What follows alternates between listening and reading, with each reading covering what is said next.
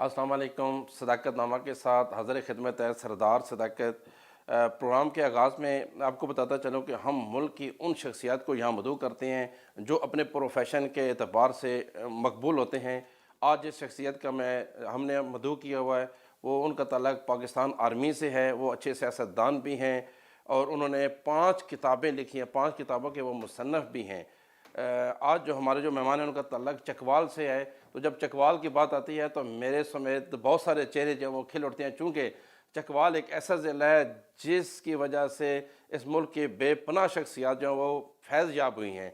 तो आज हम भी जो हमारे मेहमान हैं उनसे हम भी मुस्तफ़ीद होंगे। हम कोशिश करेंगे कि इनसे बहुत सारी बातें करें जिनमें सियासत पे भी हम बात करेंगे, पाक फ़ौज के एतबार से भी हम बात करेंगे और इसके साथ साथ जो है मौजूदा जो हुकूमत है उसकी पॉलिसियों पर भी बात करेंगे। आज हमने मदऊ किया, हमारे मेहमान हैं honourable lieutenant general retired Abdul Qayyum Malik साहब। आप 2004 में 3 स्टार जनरल के तौर पर रिटायर्ड हुई हैं। वेलकम जनरल साहब, हम आपको खुशामदीद कहते हैं। जनरल साहब ये बताइएगा कि आपने पाक फ़ौज में 38 साल खिदमत सर अंजाम दी। कोई ऐसा वाक़या जो आज तक आपके अंदर हो और जो आप कौम को बता सकें? देखें, उससे पहले मैं आपका शुक्रिया अदा करना चाहता हूँ और स्पेशली मुबारकबाद देना चाहता हूँ ये नए चैनल की। मैं बड़ा इम्प्रेस हुआ आज ये देख के। और इसके जो रूह रवां हैं चौधरी अब्दुल मजीद साहब, ये लोग कौम के मोहसन हैं। आई टेल यू कि अगर इनसे सही फ़ायदा उठाया जाए ना नेशन बिल्डिंग के लिए, तो ये बड़े मौसर लोग हैं जो बहुत कुछ कर सकते हैं हाउसिंग सेक्टर में इधर उधर। और उनके बेटे चौधरी मौज़म भी बाहर से एजुकेटेड हैं, एमडी हैं आपके। तो मैं आई विश यू वेल और मैं दुआ गो हूँ कि अल्लाह ताला करे। मीडिया चूँकि आजकल चौथा पिलर है मुल्क की ताकत का, तो इसलिए उसके अंदर हमें इस तरह के चैनल चाहिए जो गैर जानबदारी के साथ और ट्रांसपेरेंटली और मौसर तरीके से कौम की काज को आगे बढ़ाएं। और इसमें मैं एक चीज़ और ये कहना चाहता हूँ कि ये मुल्क हमने हासिल किया है ना बड़ी कुर्बानियों के साथ। मैं पाकिस्तान बनने से भी 1.5 साल पहले पैदा हुआ था, तो मैंने ये पूरी तारीख़ देखी है। तो मैं ये कहना चाहता हूँ कि हम में से मैं हूँ, आपने मेरा इंट्रो पढ़ा और आपने किया, हमने जो कुछ किया आई थिंक वो इस धरती का हम हक़ अदा नहीं कर सकते। तो इसके ऊपर अहमद नदीम कासमी ने बड़ा अच्छा कहा कि बहुत सा कर्ज़ मशीयत का है मेरे सर पर, मैं सर ही क्यों ना कटा दूं कि कुछ अदा हो जाए। मेरा मतलब हम मैं सब अगर दैट इज़ वाई हम शहादतें देते रहे। नो, ये इस प्रीएम्बल के बाद मैं ये कहता हूँ कि मैं लकी हूँ कि मैं अफवाज पाकिस्तान का मैं गया। और आपके नाजरीन के लिए, मेरे वालिद साहब दूसरी जंग अज़ीम में थे और मेरे ग्रैंडफादर जो थे, ग्रैंडफादर के भाई जो हमारी फैमिली के हेड थे कैप्टन ग़ुलाम अली, वो फर्स्ट वर्ल्ड वार में थे और उनको आर्डर ऑफ ब्रिटिश एम्पायर मिला था। तो ये हमारी रगों में है।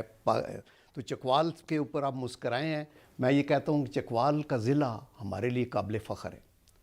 ऑनेस्टली जब मैं कॉलेज में पढ़ता था, ये 65 वार हुई थी, तकरीबन हर रोज़ डेड बॉडीज़ लाशें आती थी शोहदा की। और 71 वार जिसमें मैं ख़ुद शामिल था, उसमें 110 तो प्रिजनर सिर्फ मेरे गांव से थे जो ईस्ट पाकिस्तान में हुए। हर कब्रिस्तान में एक शहीद का झंडा लगा हुआ है। तो चकवाल की बड़ी कंट्रीब्यूशन है और दैट इज़ वाई उस ज़िले को अंग्रेज़ों ने ज़्यादा डेवलप नहीं किया कि ये सोल्जर ब्रीडिंग एरिया है। तो एक तो ये बात होगी।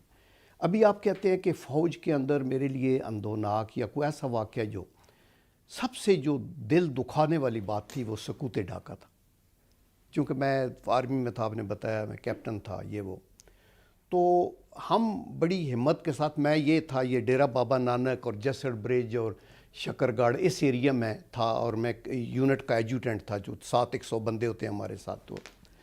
तो हम बड़ी हिम्मत से, हमारे लोगों को रोक रोक के रखना पड़ता था। लेकिन ये ख़बर ईस्ट पाकिस्तान से जब आई 16 दिसंबर को, तो लोगों की आंखों में आंसू थे। इस पे मैं आपको एक ज़मीर जाफरी साहब ने बड़ा अच्छा किताब लिखा है। उन्होंने कहा कि न्याजी ने, जो हमारे जनरल न्याजी ने अरोड़ा को बाचश्म तर किया पेश जो अपना रिवाल्वर, तो एक पल में सदियों का खूं हो गया कि सरे पाक परचम नगूं हो गया। और अलम अपना सर जिसकी छाँव में था, वो कांटों पे मट्टी पे पाँव में था। और ये जांबाज लश्कर न खाता शिकस्त, مگر تھا قیادت کا کردار پست، اور آخر میں انہوں نے کہا کہ عزائم تو بیدار سینوں میں تھے مگر سانپ بھی آستینوں میں تھے۔ تو میں کہتا ہوں کہ یہ انہوں نے اس میں سب سیاسی، ملٹری، جیو پالیٹکس سب کو وہ ساری کیا۔ چیزیں انہوں نے اس میں، I think that was the area. Otherwise تو جو فوج کی نوکری ہے یہ تھوڑا سا آنریریم لے کے آپ اپنی جانیں قربان کرتے ہیں، سب سے پاکیزہ پروفیشن یہی ہے۔ جنرل صاحب آپ نے 38 برس جو ہے اس قوم اور پاک فوج کی خدمت کی ہے، آپ کے پاس بڑا تجربہ ہے، آپ اس ملک کے 2 بڑے صنعتی یونٹ جو ہیں ان کے بھی سربراہ رہے ہیں۔ فوج اور سیاست، چونکہ اس ریٹائرمنٹ کے بعد آپ سیاست میں آ گئے، دونوں میں سے کیا سمجھتے ہیں کون سا ایسا شعبہ تھا جس میں اس ملک اور قوم کی بہتر خدمت کی جا سکتی ہے؟ دیکھیں فوج تو ایک اوورال جب ملک دیکھیں تو ایک چھوٹا ادارہ ہے نا، ملک کی تو ایک بہت بڑا کینوس ہے۔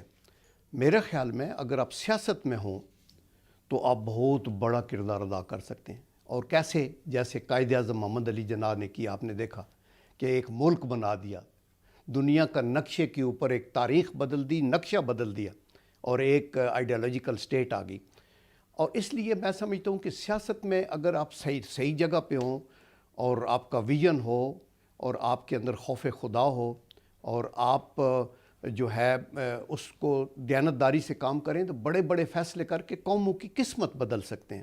تو اس لیے میرے خیال میں سیاسی میدان جو ہے اس میں کنٹریبیوشن زیادہ ہو سکتی ہے۔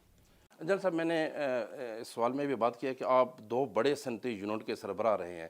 اسٹیل مل کا جب آپ نے چارج سنبھالا تو اس وقت وہ خسارے میں تھی، کون سا ایسا آپ نے کام کیا کہ اس کو اس خسارے سے نکال کر آپ لے آئے، لیکن اس کے بعد جب اس کی نجکاری ہونے لگی، جس کو آپ جیلی کہہ لیں یا جو، تو آپ نے پھر استعفیٰ بھی دیا، اس کی کیا وجہ ہے سر؟ یا دیکھیں میں پہلے تو پی او ایف کا چیئرمین تھا نا یہاں واہ میں 5.5 سال، تو یہاں میں آپ کے لڑکے کو بتا رہا تھا کہ واہ میڈیکل کالج، واہ یونیورسٹی، واہ کامسیٹ انسٹیٹیوٹ، انجینئرنگ کالج، ان میں میری ہمبل کنٹریبیوشن ہے، چونکہ یہ میں نے سٹارٹ کیے تھے۔ واہ کی مال روڈ، واہ کی ایکسپورٹس، واہ کی ہر چیز، اور اندر جو R&D ہے اور سب کچھ جو کچھ ان مائی ہمبل کیپیسٹی۔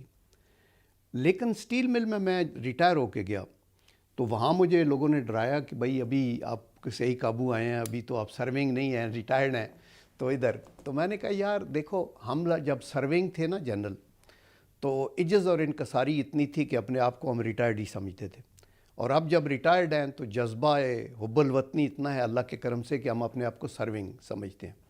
تو میں جب ادھر گیا تو میں نے کہا نو پرابلم، میں ادھر یہ کبھی سوٹ شوٹ نہیں پہنا، لیبر کا لباس پہنتا تھا، اور میں نے کہا میرا یہ دفتر جو ہے اس کو میں مسجد ڈکلیئر کرتا ہوں، اللہ نہ کرے کہ اس کرسی پہ بیٹھ کے میں اپنے لیے، اپنی اولاد کے لیے یا کسی سینئر کا غلط حکم مانوں، ریزائن کر دوں گا۔ اور پھر اینڈ پہ میں نے ریزائن نہیں کیا، تو میں نے کہا وہ نہیں ہوگا۔ پھر یہ ہوا کہ میں نے دیکھا کہ مطلب جنرل مینیجرز یہ جو وائٹ کالر ٹائپ حملہ، ہمارے وہ جو ہے نا اسٹیم روسٹ چکن آ رہا ہے، فش آ رہی ہے، میں نے کہا یار لنچ ہی دیتے ہو تو وہ لیبر کا کیا حال ہے؟ وہ سر ان کو بھی ٹھیک ہے، 13 کینٹینیں، سب کچھ اچھا ملتا ہے۔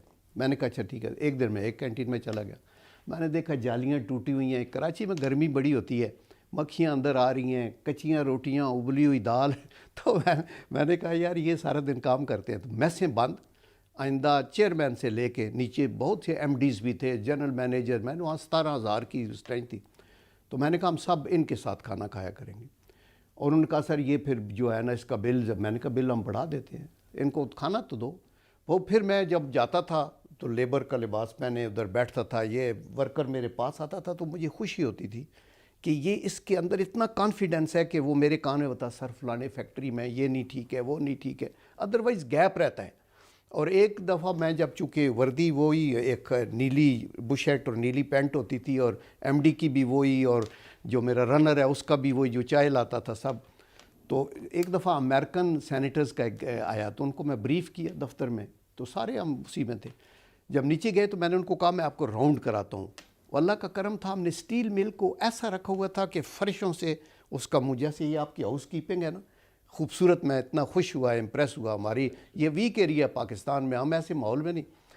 تو میں نے اس کو کہا میں دکھاتا ہوں، تو نیچے میں گیا تو گاڑی بھی میں خود چلاتا تھا، اور تھی بھی میرے پاس کوئی مرسیڈیز نہیں تھی، میں نے کہا مزدوروں کا ہے تو وہ ہنڈا ٹائپ جو کار ہوتی، تو اس کو میں نے کہا ایکسیلنسی سٹ ڈاؤن، تو وہ مجھے دیکھ کے تو وہ بھول گیا کہ یہ چیئرمین، کہتا ہے کہ لیٹ دی چیئرمین کم، مجھے وہ سمجھا کہ یہ ڈرائیور ہے ساتھ میرے، میں نے کہا ایکسیلنسی میں humble servant, I am your chairman, تو پھر بیٹھ کے ان کو دکھایا۔ تو میں یہ کہتا تھا یہ چیزیں قابل فخر ہیں۔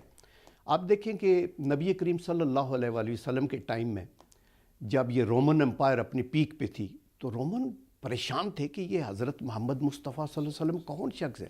تو ایک دفعہ شہزاد کسی کو بھیجا انہوں نے، ایک پرنس کو، تو وہ کہیں گئے نا تو ایک محفل میں، تو انہوں نے کہا جی وہ کون ہے وہ محمد جو اتنا بڑا تھا؟ تو انہوں نے کہا جی ان میں سے آپ دیکھیں وہ بیٹھے ہیں نیچے لوگوں کے ساتھ، وہ کہ یہ ہماری اپنی مذہب کی ٹیچنگ ہے۔ جنرل صاحب، خسارے والے مل کو آپ 18 بلین کا پروفٹ میں لے آئے، آپ کیا دیکھ رہے ہیں کہ ابھی بھی اس موجودہ حالات میں کیا سٹیل مل اپنے پاؤں پہ کھڑی ہو سکے گی؟ دیکھیں پولیٹیکل ول چاہیے، کیا نہیں ہو سکتا۔ سٹیل مل جو ہے نا یہ ایک state with in the state ہے۔ یہاں بیٹھے ہوئے شوکت عزیز صاحب کو یا پرویز مشرف صاحب کو بالکل اس کا ادراک نہیں تھا۔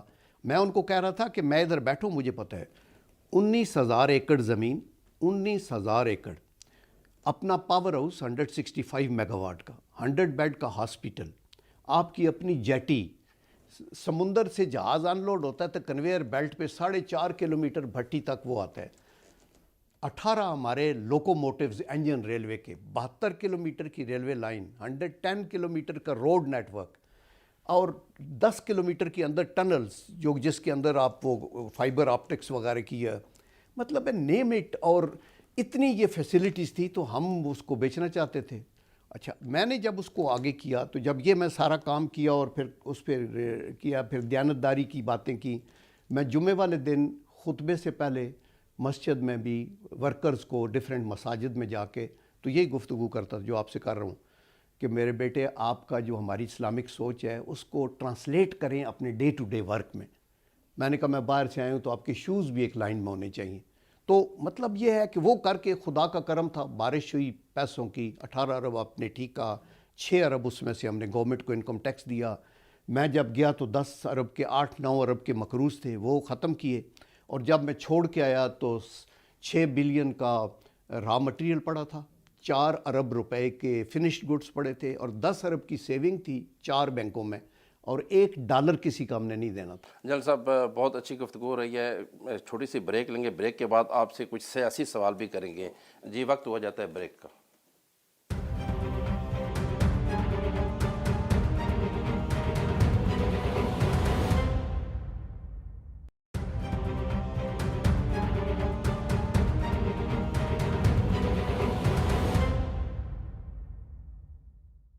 ویلکم بیک جنرل صاحب، بہت اہم آپ سے گفتگو ہو رہی تھی۔ جنرل صاحب آپ 2004 میں 3 اسٹار جنرل کے طور پہ ریٹائر ہوئے، تو کیا وجہ ہے سر کہ آپ نے مسلم لیگ نون میں ہی کیوں شمولیت اختیار کی جب آپ سیاست میں آپ نے قدم رکھا؟ تو جی دیکھیں پہلا تو لوگ یہ کوشچن کرتے ہیں کہ فوج کی نوکری کی ہے جنرل صاحب، یہ ادھر کس گاندے پھنس گئے ہو، سیاست ڈالے یہ وہ۔ تو میں ان کو کہتا ہوں کہ دیکھیں سیاست بڑا پاکیزہ پروفیشن ہے۔ ہمارے نبی کریم صلی اللہ علیہ وآلہ وسلم نے بھی سیاست کی۔ جب یہ صلح حدیبیہ ہوئی وہ کہہ رہے تھے، ساتھ حضرت علی کرم اللہ وجہہ کہہ رہے تھے کہ یہ کیا کہہ رہے ہیں، یہ دشمن ہمیں کہہ رہا ہے کہ آپ اس کے اوپر جو معاہدہ لکھ رہے ہیں اس پہ محمد مصطفیٰ صلی اللہ علیہ وسلم بھی نہ لکھیں، اور ہمارا بندہ بھاگ کے آئے گا آپ واپس کریں گے، آپ کا آئے گا تو آپ نہیں کریں گے۔ نبی کریم صلی اللہ علیہ وسلم نے کہا رک جاؤ، ٹھیک ہے، ساری باتیں مانی، واپس آ گئے، واپس آ کے دوسری جنگیں لڑیں، پھر فتح مکہ ہوا۔ یہ کیا تھا؟ یہ پولیٹیکل موومنٹ تھی نا، عسکری سائڈ پہ بھی نبی کریم صلی اللہ علیہ وسلم کا وہ جو چیزیں پہلے کرتے تھے وہ کرتے۔ تو اس لیے میں یہ کہتا ہوں کہ سیاست بڑا پروفیشن، تو ایک تو سیاست میں آنا چاہیے ضرور، آپ اگر کنٹریبیوٹ کر سکتے ہیں۔ ہر بندے کا بینڈ آف مائنڈ، آپ کا جو پولیٹیکل سینس ہونا ضروری ہے، یعنی ہر فوجی نہیں کر سکتا آبویسلی، میں جو جیسے ہر انسان ہر فن مولا تو نہیں ہو سکتا نا۔ آپ یہ دیکھیں کہ امریکن فوج میں بہت سے جنرل ہیں، لیکن جنرل میکارتھر ایک تھا جس نے جاپان میں اس کو بھیجا اس کے دوسری جنگ عظیم کے بعد۔ آج کا ماڈرن جاپان جنرل میکارتھر کے محرون منت ہے۔ آپ نے دیکھے کہ 4-5 اسٹار جنرل کولن پاول تھے، ان کو انہوں نے ڈپلومیسی کا ہیڈ لگایا تو لگا نا۔ اسی طرح ساؤتھ کوریا آج جو بنا ہوا ہے، یہ بھی ایک لیفٹیننٹ جنرل پارک تھے جس کو انہوں نے لگایا 18-19 سال انہوں نے لگائے، تو یہ وہ تو فوج میں تو ایک تو وہ ابھی آگے پارٹی کی سے ہوئی۔ میں یہ سمجھتا ہوں کہ ہر پارٹی اچھی ہوتی ہے، آپ نے دیکھنا ہے. وہ کہتے ہیں نا کہ it is not what you join, it is what you bring along with you in terms of honesty, dedication, devotion, hard work. آپ پلوٹ نہ ہو جائیں, آپ اپنی مہک سے لوگوں کو مستفید کریں, اور وہ تب ممکن ہے کہ آپ کے اندر خوف خدا ہو, عجز ہو, اور آپ کی اپنی کنوکشن ہو کہ یہ دنیا تو جو ہے یہ تو بڑا ایک بلبلے کی مانند ہے. جنرل صاحب یہ بتائیں میاں نواز شریف کب واپس آ رہے ہیں؟ دیکھیں, Mian Nawaz Sharif will definitely come back and he should come back. اگر تو میری بات سنتے تو میں یہ کہتا کہ بہت فوراً آ جاتے اور ادھر جیل میں چلے جاتے. دیکھیں نا, انہوں نے کوئی قتل تو کی ہوئی نہیں ہے, 3 دفعہ پرائم منسٹر آئے, اور ان کے خلاف جو کیسز بھی ہیں بلڈوز ہوئے ہیں. آپ دیکھیں نا, کوئی بھی بندہ ہمارا جو پولیٹیکل رائیول ہے وہ بھی سینے پہ ہاتھ رکھے کہ 100 دنوں میں 150 پیش کیے یا 120 دنوں میں 150 کا. یہاں قتل کے مقدمے پہ لوگ پھنسے ہوئے ہیں, زمینوں کے چکر میں 25 سال, پراپرٹیوں کے چکر میں کرتے ہیں. آپ نے گیٹ نواز کرنا تھا نا, تو آپ اگر کسی کو انصاف نہیں دیں گے تو لوگ کی سمپتیز ان کے ساتھ ہو جائیں گی. ہم یہ کہتے ہیں کہ کوئی بندہ جس نے قانون ہاتھ میں لیا, کرپشن کی, کبھی معاف نہ کریں. میاں صاحب کا علاج مکمل ہو چکا ہے سر, آپ سمجھ؟ دیکھیں, میں اس پہ کچھ نہیں کہہ سکتا, آئی ڈونٹ نو. ان کا ایک اوپن ہارٹ سرجری ہوئی ہے, ایک دفعہ سرجری ہو رہی تھی تو یہاں وین پھٹ گئی اور لائف اینڈ ڈیتھ کا مسئلہ تھا. یہ وہی ڈاکٹرز ہیں جنہوں نے پہلے ہینڈل کیا, ان کی کڈنی کے مسائل ہیں. تو مجھے آئی ایم شیور کہ وہ اس کے نیچے ہے. لیکن مور دین دیٹ میرا خیال ہے, ایک تو علاج کی تو بات ہے ہی, لیکن وہ اس بات کی بھی خواہش مند ہے کہ میں یہاں ہوں تو مجھے انصاف ملے. انصاف کا یہ مطلب نہیں کہ مجھے بری کر دیں, انصاف کا یہ مطلب ہے کہ وچ ہنٹنگ نہ ہو, کہ جی ان کو پکڑو جو کہ چونکہ یہ ہماری سیاسی جو رستہ ہے اس کے روڑے ہیں, تو صرف ان کے اوپر کنسنٹریٹ کرو. ابھی دیکھو شہباز شریف صاحب کو اندر کیا نا, تو عمران خان صاحب گئے لاہور تو انہوں نے کہا بند کر دیا. اچھا, آج چارپائی بھی نہ دینا, نیچے لٹانا. مطلب ہے دس از یو ڈونٹ ڈو. میاں صاحب لندن میں ہیں سر, آپ سے کبھی رابطہ ہوا؟ دیکھیں, میرے ساتھ کوئی رابطہ, میں تو گیا نہیں لندن وغیرہ, ڈائریکٹلی رابطہ نہیں؟ یہ ڈائریکٹلی نہیں ہے, لیکن میرے ساتھ ساری لیڈرشپ, شہباز شریف صاحب ہیں, اسحاق ڈار صاحب ہیں, اور باقی احسن اقبال ہے. ان کے ذریعے رابطہ ہوتا ہے. جنرل صاحب, حال ہی میں میاں نواز شریف اور مولانا فضل الرحمان کا رابطہ ہوا اور لمبی گفتگو ہوئی ہے. یہ بتائیے گا کہ اس میں کیا چیزیں طے پائی ہیں؟ پی ڈی ایم کیا کرنے جا رہی ہے؟ کوئی ایجیٹیشن کی طرف جا رہے ہیں, استعفوں کی طرف جا رہے ہیں, چونکہ آپ بھی اویئر ہیں, اور یہ جو اہم گفتگو ہے جس کے بارے میں جو ہے باتیں ہو رہی ہیں کہ مولانا صاحب کی اور میاں نواز شریف صاحب کی بہت اہم گفتگو ہے, تو آپ کون کو بتانا پسند کریں گے؟ دیکھیں, میں تو اس گفتگو کو پریوی نہیں ہوں, میں ویسے بڑک نہ مار دوں کہ نہیں دونوں نے مجھ سے پوچھ کے گپ شپ لگائی ہے. But I am sure political لوگ ہیں نا, تو انہوں نے یہی بات کی ہوگی کہ آگے کیا. دیکھیں, مولانا فضل الرحمان صاحب کی جو سوچ ہے وہ یہ ہوتی ہے ابرپٹ, استعفے دو, ختم کرو, چڑھ جاؤ, یہ وہ. ہماری جو سوچ ہے, ہم یہ کہتے ہیں کہ آئین اور قانون کی حدود کے اندر رہ کے ہمیں جو کچھ بھی کرنا ہے, بیکاز اگر ہم نے یہ سیٹ کر دی نا ایگزامپل کہ ہلا بول دو پرائم منسٹر ہاؤس پہ تو گرا دو, تو دین دیر از نو اینڈ. کل آپ حکومت میں ہوں گے تو کوئی اور لوگ ہلا بول دے گا. تیسرا, یہ کبھی نہیں ہونا چاہیے. اور آئینی اور قانونی پوزیشن یہی ہے کہ آپ نو کانفیڈنس کر سکتے ہیں. یہ گورنمنٹ جو ہے یہ میجارٹی گورنمنٹ نہیں ہے. ان کی یہ ان سپورٹرز کی بیساکھیوں پہ کھڑے ہیں جو کہ ان کے اتحادی ہیں, اور وہ اگر اتحادی کسی وقت بھی ان کو وہ پیچھے ہو گئے, جو ہر وقت وہ گلے کرتے رہتے ہیں پھر آگے ہوتے ہیں, لیکن انہوں نے اگلا الیکشن بھی لڑنا ہے, ایم کیو ایم نے بھی اور پی ایم ایل کیو نے. لوگ ادھر ہاتھ رکھیں گے نا, وہ کہیں گے جی مہنگائی ہے, یہ ہے. آپ نے آپ اگلا الیکشن کب دیکھ رہے ہیں؟ اسی سال دیکھ رہے ہیں یا یہ 5 سال پورے کریں گے؟ دیکھیں, میں تو یہ سمجھتا ہوں کہ یہ شاید جلدی بھی ہو جائے. وجہ کیا ہے؟ آئیڈیلی میں آنیسٹلی میں آپ کو بتاؤں کہ میں سمجھتا ہوں 5 سال پورے کرنے چاہیے ہر گورنمنٹ کو, بلکہ 10 سال کرنے چاہیے, بلکہ 15 سال. مہاتیر محمد نے ملیشیا کو کیسے اٹھایا؟ کنٹینیوٹی ہونی چاہیے نا, جو ایک پلان آپ شروع کریں اس کو پورا کریں. لیکن وہ تب ممکن ہے کہ آپ وہ کام کریں جو پبلک کی ویلفیئر کے ہوں, آپ داغدار نہ ہو جائیں, آپ پہ پبلک کا ٹرسٹ ہو. ابھی تو آپ یہ دیکھیں, مثلاً آپ کی اکانومی کی جو لائف لائن ہے وہ آپ کا انرجی سیکٹر ہے. انرجی سیکٹر آج ڈیفالٹ کے قریب ہے, بیکاز آپ کا جو سرکولر ڈیٹ ان کو 1.1 ٹریلین روپیز ملا تھا, وہ ابھی 2.3 ٹریلین یعنی 2.3 ٹریلین ہے, اور وہ کہہ رہے ہیں کہ اگلے 3-4 سالوں میں 4 ٹریلین ہو جائے گا. تو آپ مطلب ہے کہ آپ کرمبل کرتے جا رہے ہیں, آپ پیچھے سلائڈ کر رہے ہیں. ڈیفنس کا بجٹ ہے, مثلا انڈیا رافیل لے رہا ہے, S-400 لے لیے, ادھر ڈپلائی کر دیے, یہ کیے. آپ نے یا تو اس تھریٹ کو ڈیفیوز کرنا ہے ڈپلومیٹیکلی اینڈ پولیٹیکلی, اور یا اپنا تیاری تو رکھنی ہے نا, اپنی سروائیول آپ کا ایٹ سٹیک ہے. اگر الیکشن ہوتے ہیں تو آپ اگلی حکومت کس پارٹی کی دیکھ رہے ہیں؟ دیکھیں میں تو آئی ایم شیور کہ اگر ٹرانسپیرنٹ الیکشن ہو اور دیانتداری سے آپ لوگوں کو ووٹ کا دیں تو مسلم لیگ نون جیتے گی. ناٹ دیٹ میں اس پارٹی سے میرا تعلق ہے, میں آپ کو انڈیکیٹرز دیتا ہوں. دیکھیں جب مسلم لیگ حکومت میں تھی تو کچھ 36 بائی الیکشن ہوئے تھے, ان میں سے 32 مسلم لیگ نون نے جیتے تھے. آج اپوزیشن میں ہو کے تو 13-14 جو بائی الیکشن ہوئے اس میں 12 مسلم لیگ نے جیتے ہیں. کنٹونمنٹ کے اندر سویپ کیا ہے, وہ لوگ جنہوں نے تحریک انصاف کو ووٹ دیا تھا وہ ادھر دیا تھا. تو یہ ہے. نمبر 2, کئی لوگ پوچھتے ہیں کہ آ کے کیا کریں گے. آ کے بیڈ آف روزز نہیں ہوگا, ان مشکلات کو حل کرنے کا بہت, لیکن اللہ کا کرم ہے اس جماعت کے پاس, ہماری مسلم لیگ کے پاس بیسٹ ٹیم ہے.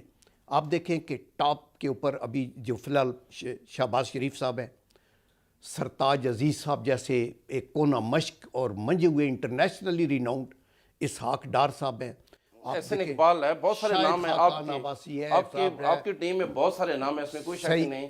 یہ ناکام ہوئی ہے, یہ جو ان کی ٹیم تھی جو 100 دن کا انہوں نے ایک ایجنڈا دیا تھا. جناب صاحب بریک کا وقت ہوتا جاتا ہے, اس کے بعد آپ سے مزید سوال کریں گے. جی ایک بریک لیتے ہیں.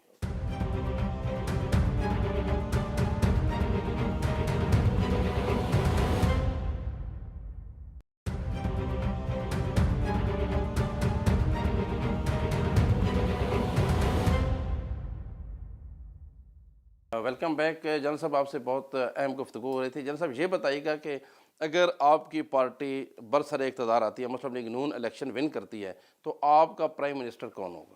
دیکھیں پرائم منسٹر کا سو فار تو جو میاں نواز شریف صاحب نے پک کیا نا, وہ تو شہباز شریف صاحب ہیں جو کہ پارٹی کے پریزیڈنٹ ہیں. یہ شاید خاقان عباسی نے بھی کہا ہے, ایون مریم نواز نے کہا ہے کہ وہ ہمارے صدر ہیں اور وہی ہمارا کینڈیڈیٹ ہے. اور آئی ٹیل یو کہ شہباز شریف ہیز ڈیلیورڈ. آپ دیکھیں کہ چیف پنجاب کے اندر ان کی دیکھیں ڈیڈیکیٹڈ ورکر ہے اور وہ ہیں, تو آئی ایم شیور کہ ان کے ساتھ ایک ٹیم لگی ہوگی. دوسرا, مریم نواز ایک پارٹی کی اسٹرینتھ ہے, وہ اچھا کراؤڈ پلر ہے, ووٹ پلر کرے گی. لیکن یہ انڈیویجولز کی بات نہیں ہے, یہ ایک براڈر مشن کی بھی ہے. یہ بھی نون کی کامیابی کی بات نہیں ہے, اس سے زیادہ ریاست کے بچانے کی بات ہے. تو آئی ایم شیور جو بیسٹ چوائس ہونا چاہیے وہی اوپر آنا چاہیے. For the time being there is no doubt کہ شہباز شریف صاحب ہوں گے, اور وہ اس لیے ہوں گے کہ نواز شریف صاحب نے ان کے اوپر ہاتھ رکھا ہے. تو کیا کل وہ کسی کو انہوں نے شاید خاقان کو نامینیٹ کیا تھا تو وہ بن گئے تھے. وہ ABC جس کو کریں گے نامینیٹ اور پارٹی بیٹھ کے سوچ لے گی تو وہ بنے گا, لیکن سب سے زیادہ ڈیزرونگ جو ہے وہ شہباز شریف. جنرل صاحب موجودہ حکومت کی فارن پالیسی پہ آپ کیا بات کریں گے؟ دیکھیں فارن پالیسی میں یہ کہنا چاہتا ہوں کہ فارن پالیسی آپ کی ایمنیٹ ہوتی ہے ڈومیسٹک پالیسی سے. وہ پنجابی میں کہتے ہیں نا کہ جنہاں دے گھر دانے انہاں دے کملے بھی سیانے. اگر آپ معاشی بدحالی کے شکار ہوں اور leader of the house, leader of the opposition سے ہاتھ نہ ملائے کہ نہیں یہ شودر ہیں, میں ان کی عزت افزائی نہیں کرنا چاہتا, اور تفرقہ ہو, پولیٹیکل پولرائزیشن, میڈیا میں پولرائزیشن ہو, تو اور آپ کے پاس یہ مطلب ہے فائنانشلی آپ ٹھیک نہ ہوں, تو پھر آپ کی فارن پالیسی بھی اتنی امپارٹنٹ ہوگی مضبوط جتنی یہ ہے. ابھی انفارچونیٹلی ہماری فارن پالیسی میں وہ کامیابی نہیں ہے. اس کی وجہ یہ ہے, آپ دیکھیں امریکہ جیسا امپارٹنٹ لیڈر, وہ ابھی تک اس نے ٹیلی فون پہ بات نہیں کی. پاکستان ایک نیوکلیئر کنٹری ہے, ایک پیوٹل کنٹری ہے, ایک سینٹر اسٹریٹجیکلی لوکیشن کے اوپر ہے. ان کے ہمارے اوپر ڈپینڈنٹ ہیں اس ایریا کے لیے, لیکن ان کی دنیا میں تقریباً جو سب سے بڑی ایک ایمبیسی ہے وہ تو شاید عراق میں بھی ہے, لیکن یہ پاکستان میں بھی انہوں نے پورا سیکٹر سنبھالا ہوا ہے, اس نے نہیں بات کی. اسی طرح آپ یہ دیکھیں کہ آپ مسلم دنیا کے اندر بھی ایک وقت تھا کہ شاہ فیصل تھے, شہنشاہ ایران تھے, آپ کے جو ہے جارڈن کے کنگ حسین تھے, وہ یہ جو انڈونیشیا کے تھے. ہماری ایک بہت بڑی ٹیم تھی, ایک طرف بسل بجتی تھی پورے بات. آج ہم آئسولیشن میں, یہاں بیٹھ کے تقریریں کرنے سے نہیں ہوتا.